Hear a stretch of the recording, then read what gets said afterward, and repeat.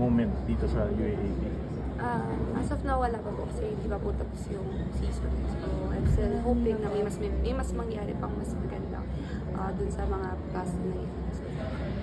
Yun yung sa record mo, maraming nag-react, even sila Eliza Valdez, sila Cici na kumbaga pinasa yung corona sa'yo. Siguro, what did you feel na nandun sa mga ganong interactions? Siyempre, grateful po kasi yung mga veterans po, yung like superstars po ng Philippine volleyball is na-acknowledge po yung hard work ko and yung ginagawa ko po. Very grateful po ako. But, po, babaksak pa rin po talaga tayo sa we want to win. We want to achieve wins instead of records po. Now, ulit-ulit mo nababanggit nga na mas better wins. So, meron bang frustration sa'yo kahit kasi nakukuha mo yung accolades pero hindi nagta-translate so far sa wins? Nalulungkot but not frustrated kasi I know there's better plans and nangyayari siya for a reason and I know time will come that yung mga teammates ko is kahit hindi mo na sabihin sa kanila or hindi mo na i-remind sa kanila, they will remind themselves na they have to step up as well. So, sabi nga ni Coach, dadating din yung time nila, you just have to be patient. Snapping a 4-game losing skid, ito bang panalo sa UE, parang what does this mean sa team, sa'yo, kung tutuloy nyo pa ang It's a stepping stone para mas umangat pa yung laro namin. It's not the best game we had, or di pa yun yung pinaka-best namin na nilaro since ang buong season, the past round. So, nagana pa rin kami na like, yung talagang kami naglalaro. So, kinukuha pa namin yung rhythm namin na maglaro pa na sabay-sabay kami, na lahat kami nasa taas nila.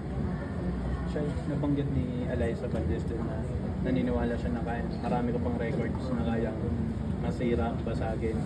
Ano yun, dagdag pressure or motivation for you? No pressure naman po and wala naman. Hindi ko naman po kasi iniisip masyado yun kasi the more you think about it, mas mape-pressure po talaga yung bata or kung sino man po yung mag-iisip. Kung ibibigay po ni Lord, ibigay po ni Lord. If not, it's fine. Because goal naman po talaga ng team is to win. How did the team take lang yung sobrang dikit na laban yung previously nga sa record game? Hindi ko masasagot yun kasi sila yun eh. But For you? sa akin, syempre, sad ako kasi di namin nakuha. Pero again, may dahilan ba't di namin nakuha yun. So, gusto namin pumasok ng Final Four, mag-strive kami ng harder than yung first round. May sinasabi ka na yun nga yung about the pressure ng ibang tao. Pero within yourself, how would you say yung hinahandle mo yung expectations mo sa sarili mo? Especially kapag may mga hindi nangyayaring maganda, like losses or Expectations in myself. I know yung kapasidad ko as a person. I don't have to rely on anyone's expectations unless it's my coaches and my team.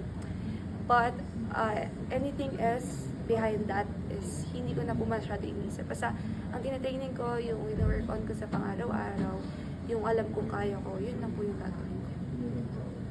Shy, on a lighter note, sabi nga namin, yung mga pros sobrang look forward na mapanood kayo doon. Meron ka bang ina-idolize na player sa PBL ngayon?